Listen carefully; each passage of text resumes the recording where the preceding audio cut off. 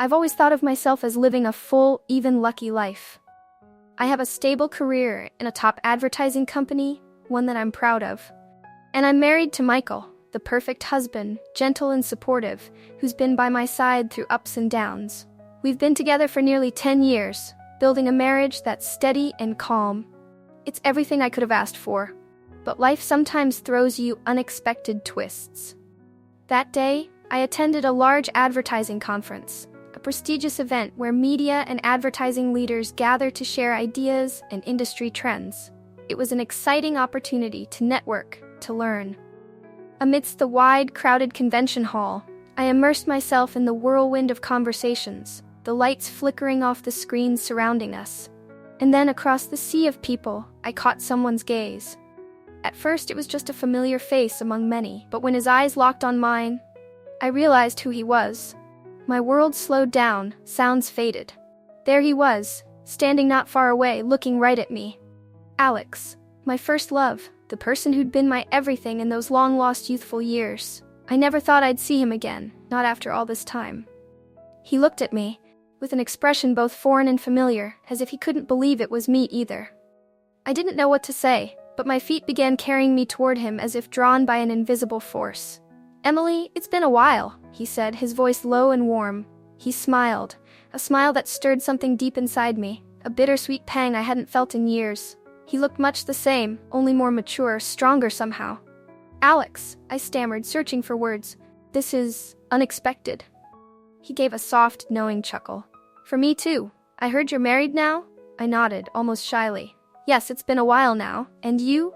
I avoided meeting his gaze for too long, afraid I'd lose myself in it as I once had. "Still single," he replied, his tone dropping slightly. I wasn't sure how to feel about that. We had once belonged to each other, but life had changed us. We'd both chosen our own paths, for careers, for reasons that had seemed more important back then. We talked for a while, catching up on work, life. We laughed, keeping things light, but an undercurrent of nostalgia flowed between us. Memories I thought were long buried suddenly surged back, vivid and painfully clear. I remembered those lazy afternoons together, the endless conversations and the way he used to look at me, tender yet intense. And here was that same look, alive and still somehow holding me, just as it had all those years ago. "You've changed a lot," he said with a soft, wistful look. "But you're still the Emily I remember." I didn't know how to respond, so I just smiled, hoping it would hide the turmoil inside me. My mind berated me for feeling even a flicker of attraction, chalking it up to the shock of seeing him again. Perhaps it was just this unexpected reunion, or maybe it was simply because he had once been such a monumental part of my youth. The conversation finally ended as the conference began. I said goodbye to Alex, doing my best to appear unaffected.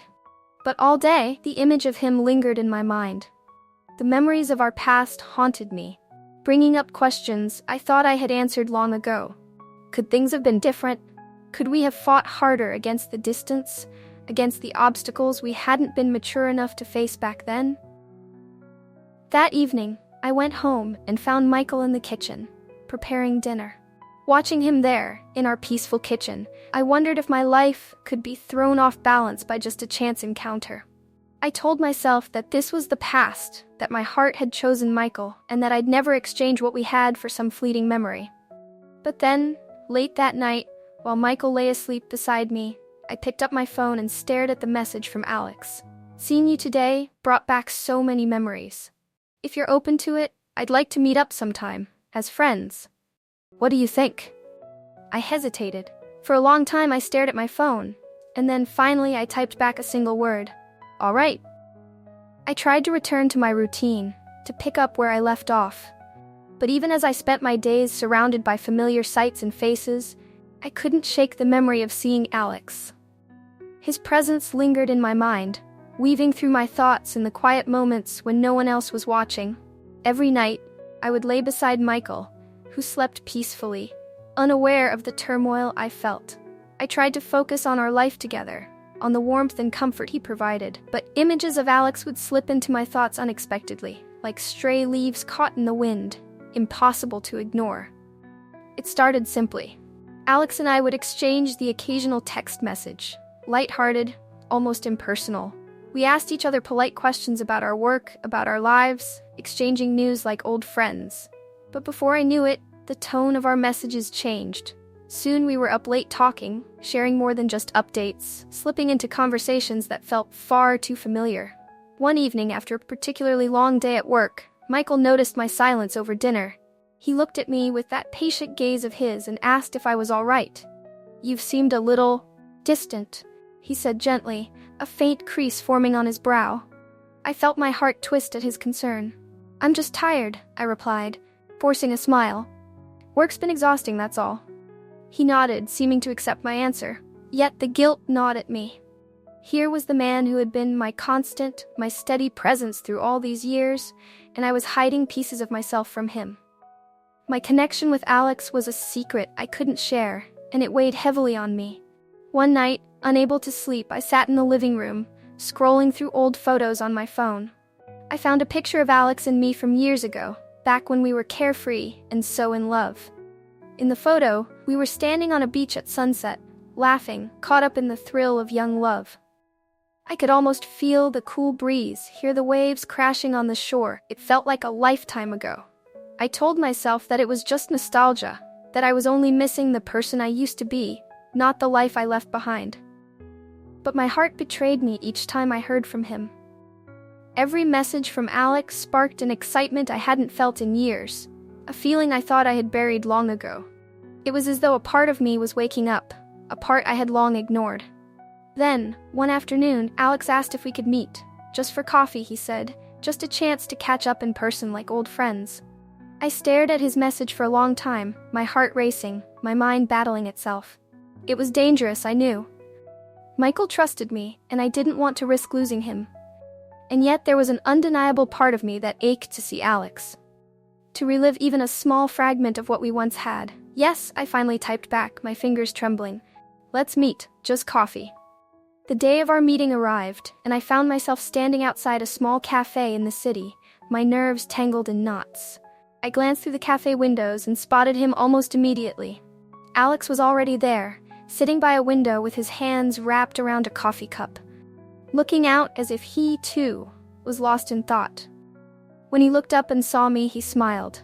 That same warm, inviting smile that had once made my heart race. I stepped inside, trying to calm the storm brewing within me, but every step felt surreal, as though I was walking back into a forgotten dream.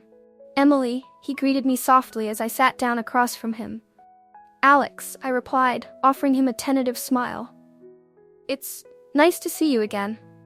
For a moment, neither of us spoke, simply taking in each other's presence. It felt like we were both treading carefully, unsure of how much to say, afraid of stirring up too much from the past. "I still remember when we used to come here all the time," he said, gesturing around the cafe. "So much has changed, and yet, somehow, it feels like nothing's changed at all." I felt my breath catch. He was right. Being here, sitting across from him, I felt as though the years had melted away. I could almost convince myself that we were those young, carefree lovers once again. We talked for hours, slipping into old rhythms, laughing, sharing memories, each story bringing us closer to the feelings we'd both hidden away. And then, as the sun began to set and the cafe began to empty, Alex looked at me with an intensity that made my heart skip a beat. "Emily, I know this might sound strange, but I think about you all the time," he confessed, his voice barely a whisper. "After all these years, I still wonder what could have been if I hadn't left." His words sliced through me, bringing back a flood of emotions I wasn't prepared to handle. I wanted to tell him that I, too, had wondered, that he had left a space in my heart that no one else could fill. But I couldn't say it, couldn't let myself admit what I truly felt. I was married, committed to Michael, and I owed him loyalty, not hidden emotions for someone else. So I forced myself to hold back. "Alex, I think we should be careful. This is dangerous." He nodded slowly, his gaze softening. "I understand. I just needed you to know." We said our goodbyes and I walked away from him, my heart heavy with regret and longing. I knew I couldn't see him again, that this was a path I couldn't afford to go down.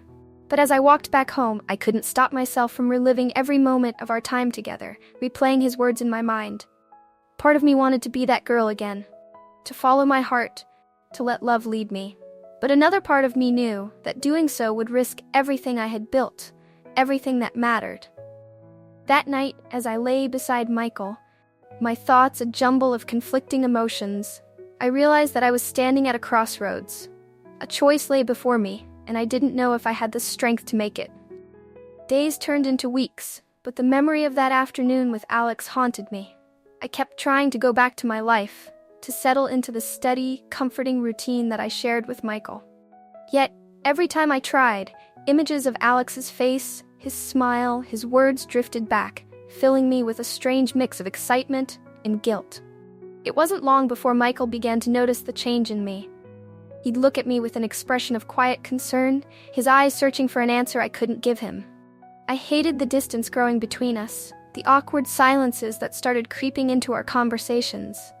And yet I couldn't bring myself to tell him the truth, that I had reconnected with Alex, that my past had come roaring back into my life, demanding my attention.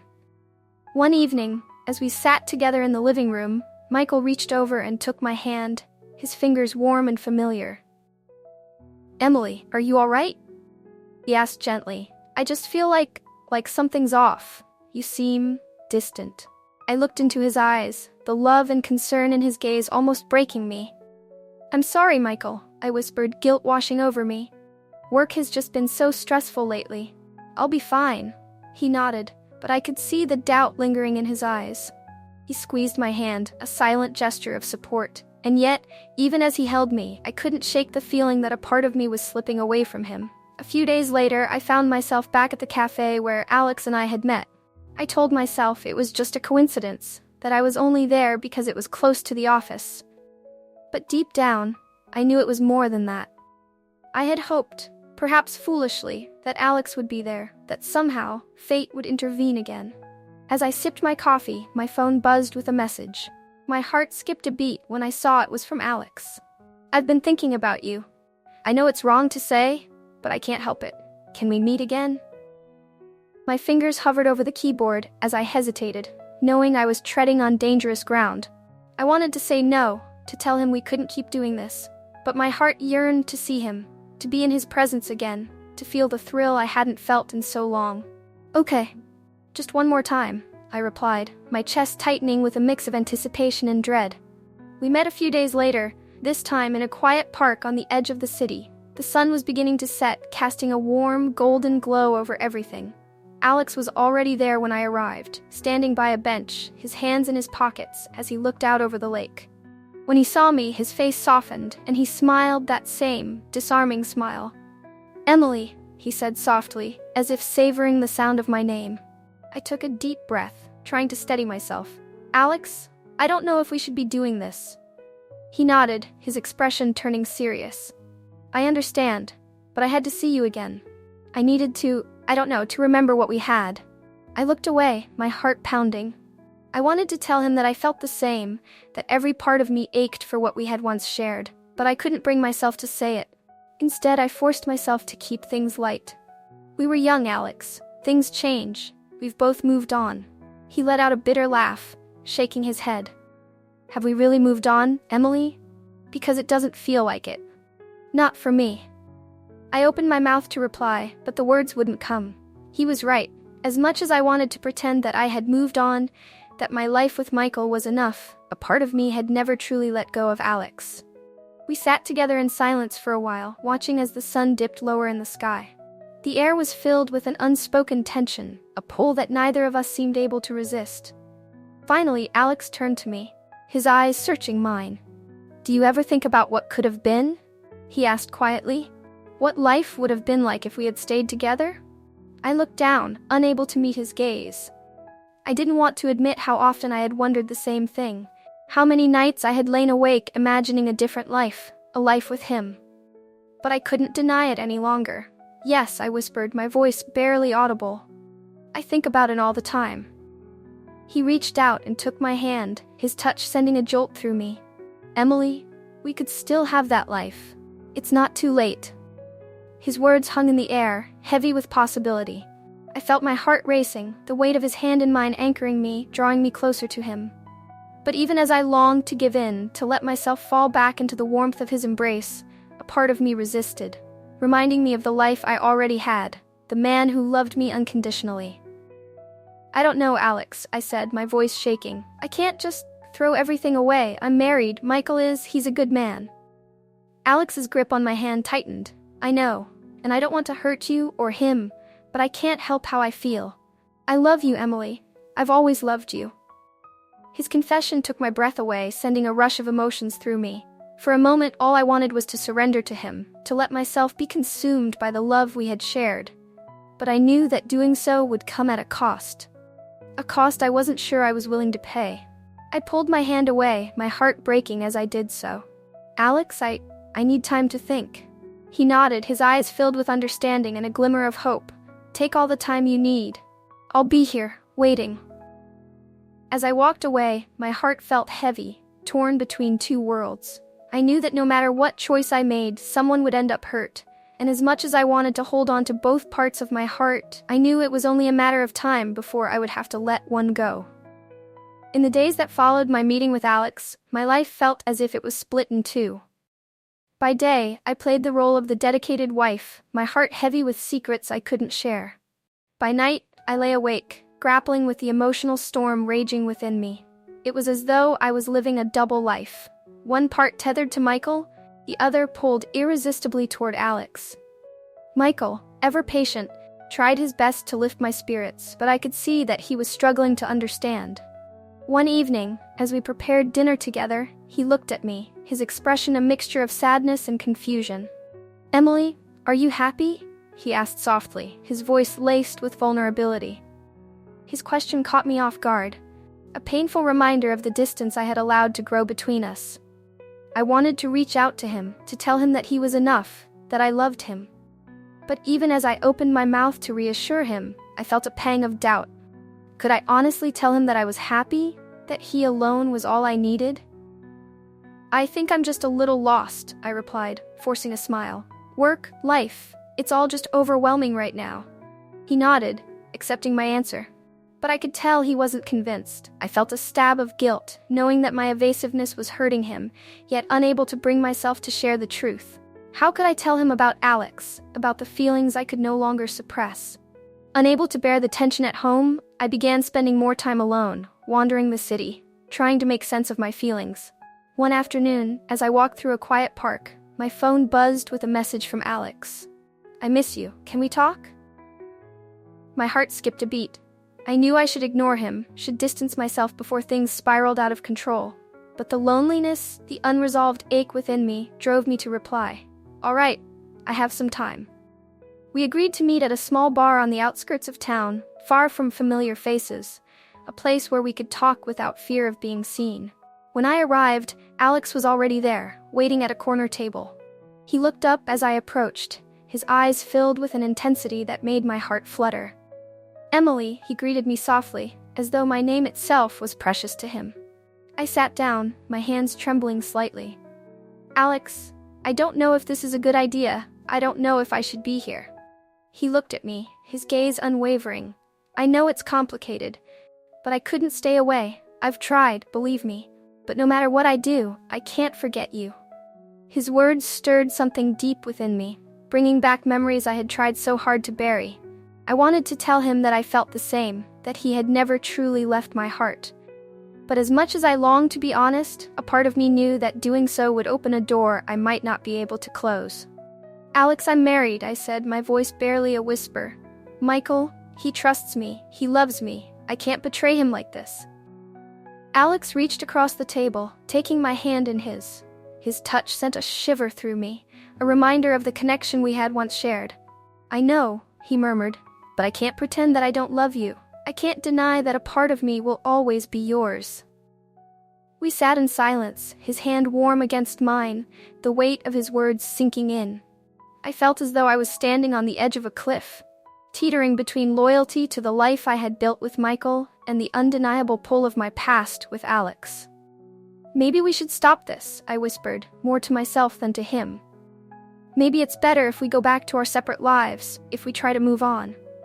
But even as I said the words, a part of me resisted, clinging to the moments we had shared, to the possibility of a love that had never fully faded. Alex's grip on my hand tightened. Do you really want that, Emily? Do you really want to forget? I looked into his eyes, my resolve faltering. I don't know, I admitted. I don't know what I want. We stayed like that for a while, wrapped in the silence of our shared confusion. I knew that I couldn't continue living this way, caught between two worlds, two loves. But no matter how hard I tried, I couldn't bring myself to make a choice. That night, as I returned home, I found Michael waiting for me in the living room. He looked up as I entered, his face a mask of worry. "Emily, we need to talk," he said, his voice steady but strained. My heart pounded, a sense of dread washing over me. "What is it?" He took a deep breath, his eyes searching mine. "I know something's been bothering you. I don't know if it's work or something else, but I feel like I'm losing you." His words struck me, each one a painful reminder of the distance I had created. I wanted to reach out to him, to tell him that he wasn't losing me, that I was still here, but the words wouldn't come. I'm just trying to find myself," I replied, hating how hollow the words sounded. Michael nodded slowly, his gaze filled with sadness. "I love you, Emily. I always have. I don't know what's going on, but I'm here. I'm not going anywhere." His words, his unwavering support, only deepened the guilt within me. Here was the man who had been my constant, my safe place, and yet I was betraying him with every secret I kept. As he pulled me into his arms, I felt a tear slip down my cheek, a silent testament to the conflict tearing me apart. I knew that I couldn't keep this up, that the lies and half-truths would eventually destroy everything I had built with Michael. But even as I lay in his embrace, a part of me still yearned for Alex, for the love we had shared, the love that refused to fade. And as I drifted into a restless sleep, I realized that I was no closer to finding an answer, no closer to making the choice that would decide my fate. The next morning, the weight of my secrets was almost unbearable. Every time Michael looked at me, I felt as though he could see right through me, as if he knew everything I had kept hidden. The guilt was becoming corrosive, eroding away at the love and trust we had built over the years. I felt trapped in a web of my own making, and I knew I couldn't go on like this. The decision I had been putting off was now inevitable. I had to choose. Unable to sit still, I left the apartment and wandered through the city, letting my thoughts swirl, forcing myself to confront the truth I had been running from.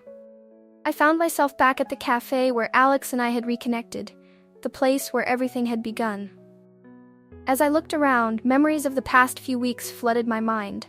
The stolen glances, the quiet conversations, the unspoken promise of what could be. A part of me longed for Alex, for the intensity of what we shared, for the thrill of rediscovering a love that had never truly died. But as much as I yearned to be with him, I couldn't ignore the reality of my life with Michael, the man who had been my rock, my constant. He had given me everything: stability, loyalty, love. And yet here I was contemplating walking away. I pulled out my phone, my fingers hovering over Alex's name. My heart pounded as I dialed his number, each ring heightening the sense of finality that had been growing within me.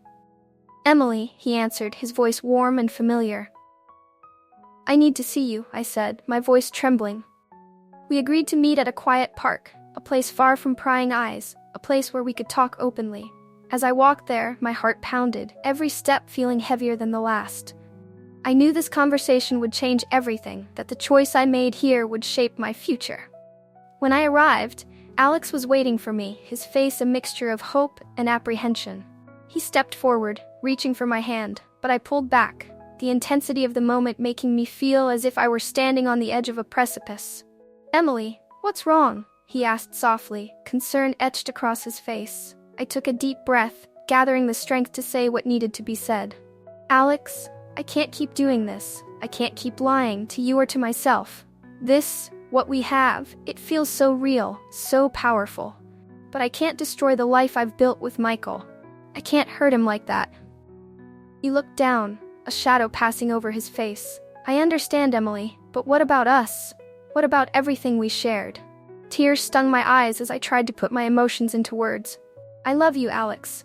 A part of me will always love you. But I can't build my future on what we used to have. I can't walk away from the life I've chosen just because the past has come back." His face fell, his expression one of deep sorrow. "So this is it? After everything we've been through, this is goodbye?" I nodded, my heart breaking with every word. I'm sorry, Alex. I thought I could find a way to have both, to keep my past and my present, but I can't. I have to let go. For Michael, for myself, and for you. For a moment, we stood there in silence, each of us absorbing the finality of my words. The air was thick with emotion, an aching reminder of what could have been. I could see the hurt in Alex's eyes, the disappointment, the loss. But I also knew that this was the only way forward. That I had to close this chapter if I wanted any hope of moving on. He took a deep breath, nodding slowly. I'll respect your choice, Emily, but know that I'll always love you. That will never change. With a final, lingering look, he turned and walked away, leaving me standing alone in the park, my heart heavy yet strangely relieved. As much as it hurt, I knew I had made the right decision. I had chosen the life I had built, the life I was committed to, the man who had always been there for me. When I returned home that evening, Michael was waiting for me, his eyes filled with concern. He opened his mouth to say something, but I cut him off, pulling him into a tight embrace. Michael, I'm so sorry, I whispered, my voice choked with emotion. I've been distant, lost in things I should have let go of. But I'm here now. I'm here with you, and I'm not going anywhere. He held me, his arms wrapping around me in a warm, comforting embrace. For the first time in weeks, I felt a sense of peace, a feeling of certainty. I knew that the road ahead wouldn't be easy, that there would be days when I would wonder what might have been. But I also knew that I had made the right choice, that I was where I belonged. Michael pulled back slightly, looking at me with a soft smile. I'm glad you're here, Emily. I love you, and whatever it is you've been going through, we'll get through it together.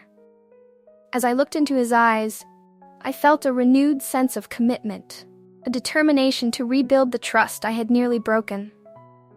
I knew that my journey with Alex had left its mark on me, that it had brought me face to face with my own desires, my own doubts. But it had also reminded me of the strength of the love I shared with Michael, the foundation we had built together. And as I held him close, I realized that sometimes the hardest choice is the one that sets you free.